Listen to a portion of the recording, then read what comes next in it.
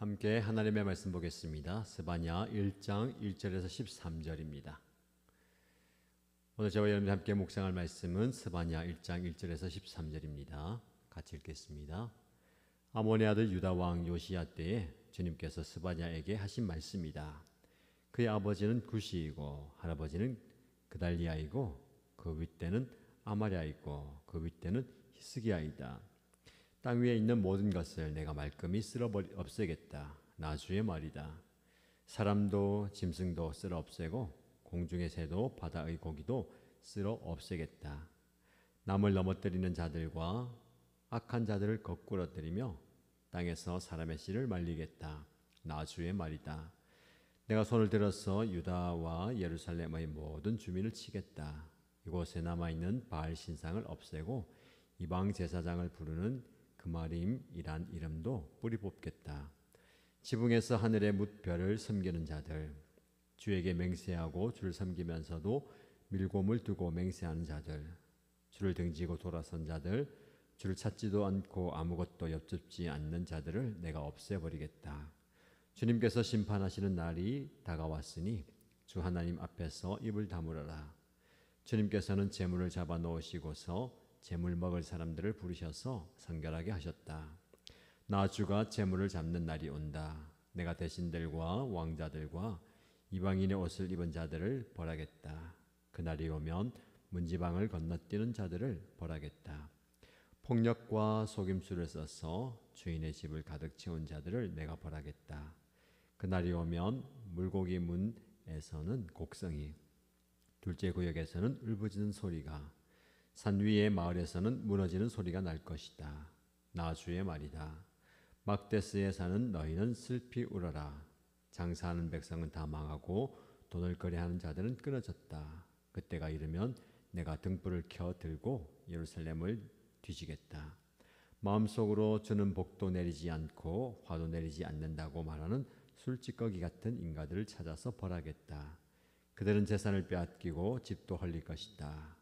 그들은 집을 지으나 거기에서 살지 못할 것이며 포도원을 가꾸나 포도주를 마시지 못할 것이다. 아멘. 오늘도 저와 여러분에게 주신 하나님의 음성을 듣고 그 음성에 반응하는 귀한 시간 되기를 축복합니다. 오늘부터 주일까지 우리는 구약 성경의 스바냐서 말씀을 묵상하게 될 겁니다. 스바냐서는 좀 낯선 말씀이죠. 대선지서, 소선지서로 구별되는 구약의 분량이 좀 많은 부분들에 대한 예언, 선지자들의 예언이 대선지서이고요. 상대적으로 분량이 좀 적은 여러 선지자들의 말씀들을 소선지서라고 하는데, 이 스바냐서도 소선지서에 속한 성경입니다. 자주 설교되지 않는 부분이지요. 그런데 이 짧은 스바냐 책 속에 우리에게 큰 울림을 주는 강력한 메시지가 담겨 있습니다. 우리가 함께 묵상하면서 하나님의 그 음성을 들어보시길 바랍니다. 스바냐는 유다 왕국의 마지막 시기, 즉 바벨론에 의해서 멸망당하기 약 40년 전에 사역했던 선지자입니다. 스바냐 1장 1절 말씀 보면 그는 요시야 왕 시대에 활동했다라는 것을 우리에게 알려줍니다. 요시야가 누굽니까? 유다의 마지막으로 선한 왕입니다. 그의 통치 기간 중에 종교 개혁을 단행했죠. 그런데 이 유다 사회는 이미 영적으로 도덕적으로 깊이 타락해 있는 상황이었습니다. 표면적인 개혁만으로는 하나님의 심판을 피할 수 없는 상태였습니다. 스바냐 선지자의 이름의 뜻은 여호와께서 숨기셨다 또는 여호와께서 보호하셨다라는 의미가 있습니다. 그의 이름의 뜻에서 알 수 있듯이 심판 중에서도 하나님의 보호하심이 있다라는 메시지가 담겨 있습니다. 스바냐서의 전체 주제를 잘 암시하는 내용이죠. 심판 속에 담긴 하나님의 소망, 그걸 우리에게 보여주는 겁니다. 오늘 우리가 살펴볼 본문 스바냐 1장 1절에서 13절 말씀을 보면 유다에 임하게 되는 하나님의 심판을 강력하게 선포하고 있습니다. 이 심판은 단순히 하나님의 진노와 징벌이 아니라 죄악으로 가득한 상태를 정결하게 하시는 하나님의 정의로운 행위입니다. 마치 제사장이 제물을 정결하게 하듯이 유다는 하나님의 심판의 제물로서 정결하게 되는 겁니다. 이 메시지는 저와 여러분에게 무엇을 말하고 있을까요? 자, 말씀을 통해서 깊이 묵상해 보겠습니다. 먼저 1절에서 6절까지의 말씀을 보면 전면적인 하나님의 심판 선언을 보게 됩니다. 스바냐는 놀라운 선언으로 이 예언을 시작하는데요. 하나님께서 모든 것을 말끔히 쓸어 없애겠다라고 선포합니다. 완전히 이 땅에서 사라지게 하겠다. 여러분, 하나님께서 창조하신 모든 것에 대해서 철저하게 심판하겠다라는 겁니다. 마치 노아의 홍수와 같은 전 세계적인 심판을 연상하게 됩니다. 그런데 이어지는 구절에 보면요, 스바냐는 심판의 초점이 특별히 유다와 예루살렘에 있다라는 것을 말합니다. 4절에서 6절 말씀을 보시면 내가 손을 들어서 유다와 예루살렘의 모든 주민을 치겠다라고 말씀합니다. 그러면서 그들 심판받을 대상에 대해서 이야기하죠. 바알 섬기는 자들, 그리고 그마림 우상을 섬기는 자들, 별을 숭배하는 자들, 혼합 종교를 섬기는 자들, 하나님을 예배하고 하나님을 섬겨야 되는 그 이스라엘 백성들이 이렇게 이방신들과 우상을 섬기기에 하나님께서 심판을 하겠다라는 겁니다. 여러분, 유다 사회가 얼마나 타락하고 있었는지를 잘 보여주는 본문입니다. 표면적으로는 종교개혁을 단행했지만 실제로는 백성들 사이에 다양한 형태의 우상들이 자리 잡고 있다라는 겁니다. 자, 이 말씀을 저와 여러분 삶에 한번 적용해 볼까요? 우리는 하나님을 예배하지만, 하나님을 믿는다고 하지만 여전히 우리의 삶 속에는 여러 우상들이 자리 잡고 있을 겁니다. 신앙을 지켜가는 것이 쉽지 않습니다.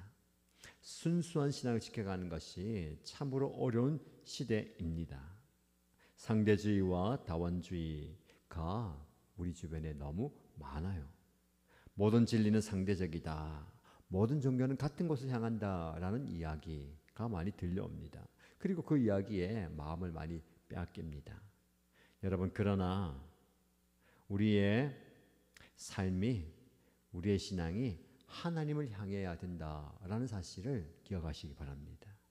하루를 마무리하면서 여러분의 결정과 행동을 점검해 보시면서 내가 과연 오늘 하루는 하나님을 향해야 할 시선이 다른 것에 빼앗기지 않았는가, 하나님을 향한 열심이 다른 어떤 것에 치우치지 않았는가를 돌아보시면 좋겠습니다. 즉, 우리는 타협하는 신앙을 경계해야 됩니다. 절대로 저와 여러분들은요, 신앙적인 부분에 있어서 타협하면 안 됩니다. 혹시라도 우리의 삶 속에서 스스로 타협했던 부분이 있다면 회개하시고 내일은 더 온전히 하나님만 바라보고 하나님만 따르기로 작정하는 저와 여러분 되시기를 축복합니다. 두 번째, 7절에서 9절 말씀을 보시면 여호와의 날과 희생 제물로서의 유다의 모습을 보여줍니다. 하나님께서 심판하시는 날이 다가왔다라고 말씀하죠. 이것은 구약의 여호와의 날이라는 의미, 굉장히 중요한 의미가 담겨 있습니다. 구약 선지자에서 자주 나오는 개념인데요. 하나님께서 역사에 직접 개입하셔서 심판과 구원을 이루시는 결정적인 시간을 의미합니다. 스바냐는 이 날을 희생의 날로 묘사합니다. 여기서 희생은 제사를 위한 희생 제물을 의미하죠. 이 비유는 강력한 진리를 선포합니다. 하나님께서 유다를 제물로 삼아서 제사를 준비하고 계신다라는 겁니다. 여러분, 제사는요, 정결케 하는 의식입니다. 마찬가지로 하나님의 심판은 유다를 정결케 하는 과정입니다. 하나님께서 왜 당신의 백성들을 심판하실까요? 망하게 하는 것이 아니라 그들을 정결하게 하시는 겁니다. 그래서 거룩한 제물로 하나님께 드리는 겁니다. 심판의 대상이 잘 나와 있죠. 모든 대신들과 왕자들, 이방인의 옷을 입은 자들, 문지방을 건너뛰는 자들, 폭력과 속임수를 써서 주인의 집을 가득 채운 자들을 벌하겠다. 하나님께서 하나님을 떠나 있는 많은 모습들을 이야기하면서 그들을 반드시 벌하겠다라고 말씀합니다. 여러분, 이 말씀을 통해서 우리는요, 영적 무관심에 대해서 경계해야 합니다. 하나님을 예배하고 있다고, 하나님 섬기고 있다고 우리가 자연스럽게 자동적으로 하나님을 경외하는 경건한 사람이 되는 것은 아닙니다. 여러분, 말씀을 기억하시면서 여러분의 신앙이 단지 부모님으로부터 물려받았다, 난 자연스럽게 신앙생활하고 있다, 교회 다니고 있고 예배 드리고 있다, 그래서 괜찮다라고 생각해서는 안 되는 겁니다. 여러분, 단순한 종교생활, 종교활동이 여러분의 신앙을 대변하는 것은 아닙니다. 여러분의 신앙을 면밀히 한번 점검해 보십시오. 하나님의 임재를 적극적으로 구하는지, 하나님과의 교제를 적극적으로 원하는지, 정말 나는 하나님과 함께 깊은 관계를 맺어가고 있는지를 점검해 보시기 바랍니다. 형식적인 신앙이 아니라 눈에 보이는 그 신앙의 행위로 만족하지 마시고 영적 관계를 다시 한번 되새기는 저와 여러분 되시기를 축복합니다. 세 번째 10절에서 13절 말씀 보시면 경제적, 사회적 심판의 구체적인 모습들이 나옵니다.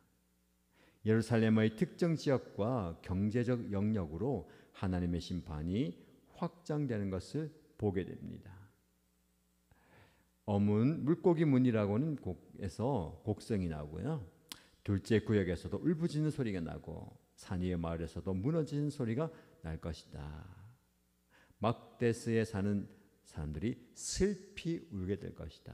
굉장히 다양한 영역에 하나님의 심판이 임함으로 그들이 슬피 울며 곡을 하고 애통해할 것이다 라고 말씀합니다. 특별히 스바냐는 상인들에 대한 심판도 언급하죠. 그리고 12절 말씀 보면 술찌꺼기 같은 인간들을 찾아서 벌하겠다라고 말씀합니다. 포도주를 제조하는 과정 속에서 바닥에 가라앉는 찌꺼기처럼 영적으로 무감각하고 무관심해진 사람들, 그들에게 심판을 하겠다라는 겁니다. 여러분, 오늘 본문의 말씀은 물질주의와 그리고 부정적인 이득을 취하는 자들에 대한 경고의 말씀입니다. 여러분, 우리 하나님께서는 부정직한 방법으로 부를 축적하고 정직하지 않게 자신의 그 안락을 추구하는 삶에 대해서 심판하신다라고 말씀합니다. 우리가 기억할 것이 있습니다. 우리가 신앙생활하면서 하나님으로부터 오는 물질적인 복을 받는 것도 귀한 것입니다. 하늘 반드시 그런 복을 주시죠. 그러나 물질적인 안정, 성공에 모든 것을 빼앗겨서는 안 되는 겁니다. 좋은 대학 가서 좋은 직장 얻고 경제적으로 안정을 얻고 살라. 우리 부모님이 자녀들에게 이것만 가르쳐서는 안 되는 것이죠. 교회에서도 마찬가지입니다. 다음 세대 자녀들에게 그것이 여러분들의 목표가 되어서는 안 된다라는 것을 가르쳐야 됩니다. 그러면 무엇을 가르쳐야 됩니까? 하나님 앞에 정직한 삶, 하나님 앞에 깨끗한 삶을 가르쳐야 되는 겁니다. 물질주의가 가득하 있는 이 세상 속에서 우리 살아가기 때문에 완전히 자유로울 수는 없지만 이 물질주의가 우리의 생각과 우리의 마음과 삶을 신앙을 다 지배하지 않도록 경계하시기 바랍니다. 거기서부터 자유함을 좀 얻으세요. 많이 가지지 못해도 많이 누리지 못해도 하나님이 주시는 그 복을 누리는 저와 여러분 되면 좋겠습니다. 오늘 말씀의 결론입니다. 스바냐의 메시지는 준엄한 심판으로 시작합니다. 그러나 그 속에 소망이 담겨 있습니다. 나중에 3장으로 가면 스바냐는 하나님께서 남은 자들을 보존하시고 결국 회복시켜 주실 것을 약속하시죠. 하나님의 심판은 멸망하는 것이 최종 목적이 아닙니다. 정결케 하는 과정, 회복시키는 과정을 통해서 그들이 하나님의 백성으로 온전히 다시 서는 것이 하나님의 심판의 징계의 목적입니다. 오늘 우리에게 스바냐의 메시지가 주는 교훈은 무엇입니까? 그것은 하나님께서 죄를 심각하게 여기신다라는 겁니다. 그러나 동시에 회개하고 하나님께로 돌아오는 자들을 위해서는 은혜의 길을 항상 열어두신다라는 겁니다.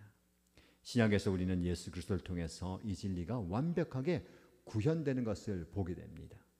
예수님은 십자가에서 우리 죄에 대한 하나님의 심판을 대신 감당하셨습니다. 그분은 우리가 받아야 할 심판의 제물이 되셨죠. 이제 우리가 그 예수 그리스도를 믿고 회개할 때에 우리는 하나님의 심판을 피할 수 있고 그분의 은혜를 경험하게 되는 겁니다. 그러면 우리는 하나님 앞에 정결한 산 제물로서 오늘 살아가게 되는 겁니다. 오늘 스바냐의 메시지를 통해서 우리의 삶을 진지하게 점검해 보시기 바랍니다. 우리가 영적으로 타협하고 있지는 않은지, 영적으로 무감각해져 있지는 않은지, 물질주의의 유혹에 빠져들고 있지는 않은지, 하나님을 온전히 섬기는 삶을 다시 한번 살아가십시다. 하나님은 진노 중에서도 긍휼을 잊지 않으시는 분입니다. 오늘 그 하나님의 음성을 듣고요, 하나님 앞에 회복을 경험하고 하나님께 더 가까이 다가가는 저와 여러분 되시기를 주님의 이름으로 축복합니다.